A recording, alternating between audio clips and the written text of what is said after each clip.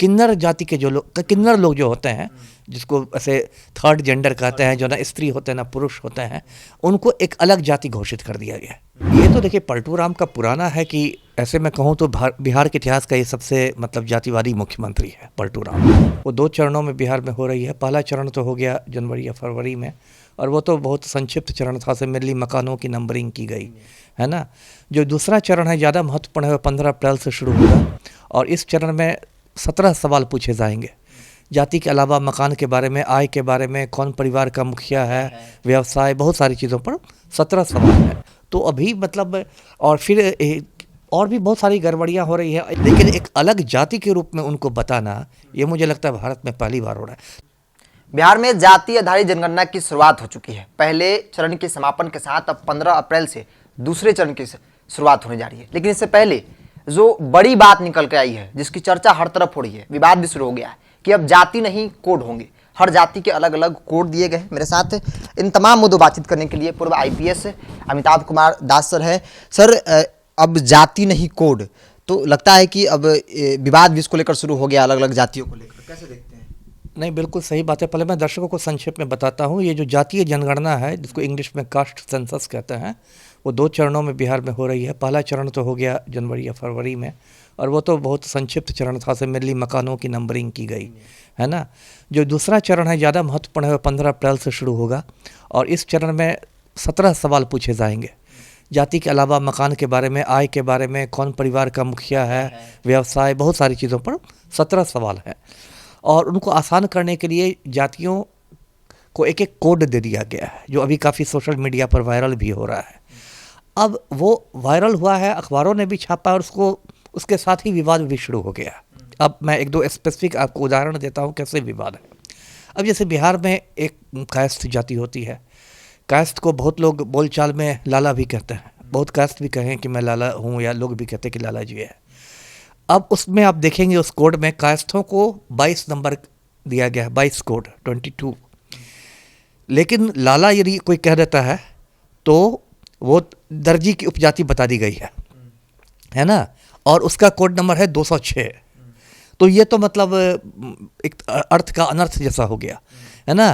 Kayastha 22 number पर है, और यदि उसे लाला बता दिया खुद को, तो वो 206 बन जाएगा, उसको दर्जी मान लिया जाएगा। तो वो तो एक तो मतलब एक समझिए छोटा मोटा घोटाला ही होता है। बिहार में जो श्रीवास्तव भी लगाते हैं, लाला जो अपने आप को कहते हैं कायस्थ, ज़्यादातर लोग वो नहीं लाला ही कहते हैं, इनकी पहचान ही लाला से होती है। वही बात मैं कह रहा हूँ ना, जैसे कुशवाहा, लेकिन बोलचाल में लोग उसको कोयरी बोल देते हैं, है ना, सेम है। या चंद्रवंशी जाति है, लेकिन बोलचाल में उसको कहार बोलते हैं। तो बहुत सारी जातियाँ ऐसी है जिसका एक नाम है, लेकिन बोलचाल में कोई दूसरा नाम प्रचलित ज़्यादा है। अब आपने श्रीवास्तव का, आप देखिए श्रीवास्तव भी कायस्थों की एक उपजाति है। बहुत सारे कायस्थ होते हैं, वो अपना सरनेम श्रीवास्तव लगाते हैं। अब उसमें आप देखिएगा, उस जो कोड की लिस्ट आई है कि श्रीवास्तव को भी दर्जी की उपजाति बता दिया गया है, और उसको 206 में डाल दिया गया है। तो अभी मतलब और फिर और भी बहुत सारी गड़बड़ियाँ हो रही है। एक मैंने देखा कि ये देखिए संथाल और हो जो है, ये जनजाति है, जिसको इंग्लिश में ट्राइब्स कहते हैं, ST है। अब इन दोनों संथाल और हो दोनों को ये दिखा दिया गया है, जाति में दिखा दिया गया है।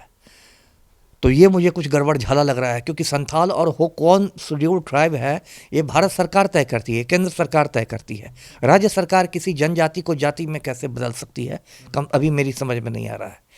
एक और मतलब जैसे कि गड़बड़ी हुई है, या हो सकता है विवाद खड़ा हो जाए। किन्नर जाति के जो लोग, किन्नर लोग जो होते हैं, जिसको ऐसे थर्ड जेंडर कहते हैं, जो ना स्त्री होते हैं ना पुरुष होते हैं, उनको एक अलग जाति घोषित कर दिया गया है। उनको कोड 23 दे दिया गया है। अब पता नहीं ये कितना कानून सम्मत है, विधि सम्मत है, क्योंकि मुझे लगता है कि भारत में पहली बार, मतलब किन्नरों के लिए बहुत और भी थे, उनको दिव्यांग मान के या ये मान के बाकी चीज़ें उनके लिए होती थी, लेकिन एक अलग जाति के रूप में उनको बताना, ये मुझे लगता है भारत में पहली बार हो रहा है। तो संक्षेप में ये कहना चाहूँगा दर्शकों को कि जितने भी सरकारी पदाधिकारियों ने ये होमवर्क किया है, इस होमवर्क में कमी रह गई है। और जो कह सकते हैं कि ये जो मतलब कोडिंग किया गया है, समझिए कि जिसको एक बोलचाल की भाषा में कहे कि एक बिड़नी का छत्ता इन लोगों ने तोड़ दिया है, तो बहुत सारे विवाद जन्म लेंगे। ऑलरेडी आप सोशल मीडिया पर देखेंगे बहुत सारे लोगों में शंकाएं पैदा हो गई हैं और पूरी जो जातीय जनगणना है ना, ये विवादों में घिर गई है। तो इसका मतलब अभी तो शुरू भी नहीं हुई है, मतलब इसका जो तैयारी है वही विवादों में आ गई है। नीतीश कुमार को लेकर शुरू से ऐसा कहा जाता है कि वो जातियों को अलग अलग बांटते हैं, उपजाति निकालते हैं, दलित महादलित करते हैं। तो एक बार फिर से नहीं लगता है कि एक नई विवाद जो एक बार फिर से शुरू हो गया है? देखिए, ये तो देखिए पलटू राम का पुराना है कि ऐसे मैं कहूँ तो बिहार के इतिहास का ये सबसे मतलब जातिवादी मुख्यमंत्री है पलटू राम। मैं दर्शकों को याद दिला दूँ, हो सकता है नहीं याद हो, फरवरी 1994 में गांधी मैदान में पलटू राम ने कुर्मी चेतना रैली संबोधित की थी। और इनकी जो पूरी राजनीति है वो लवकुश समीकरण पर चलती है, मतलब कुर्मी और कोयरी की। तो यदि आप बिहार के मुख्यमंत्री हैं, आपको तो सभी लोगों को साथ लेके चलना है, हिंदू हो, मुसलमान हो, ब्राह्मण हो, दलित हो, राजपूत हो, भूमिहार हो, सबको लेके चलना है। यदि मुख्यमंत्री ही कुर्मी कोयरी करने लगेगा तो क्या होगा? आपने सही कहा कि कुछ साल पहले एक दलित और महादलित में भी बांट दिया गया था। कह दिया गया था कि रविदास लोग जो हैं और पासवान लोग जो हैं वो महादलित नहीं हैं, उनको दलित कर दिया गया था। फिर बाद में वो ख़त्म हुआ। तो ये तो अंग्रेज़ों की एक नीति थी, फूट डालकर शासन करने की नीति, डिवाइड एंड रूल। कुछ वही नीति पलटू राम की भी है। जी, सवाल ले लेते हैं। जातीय जनगणना का जो फैसला लिया गया, शुरू हो गया सेकंड चरण, लगता है कि हर तबके के लोगों को, हर जाति धर्म के लोगों को फ़ायदा मिलेगा? नहीं, फ़ायदा तो तब ना मिलेगा, कुछ भी फ़ायदा मिलेगा जब जातीय जनगणना ईमानदारी से हो, है ना। यदि जातीय जनगणना ही ठीक से नहीं होगी तो फिर फ़ायदे की बात कहाँ से आती है? वो तो बाद की बात है। पहले आप जातीय जनगणना तो आप ईमानदारी से कीजिए।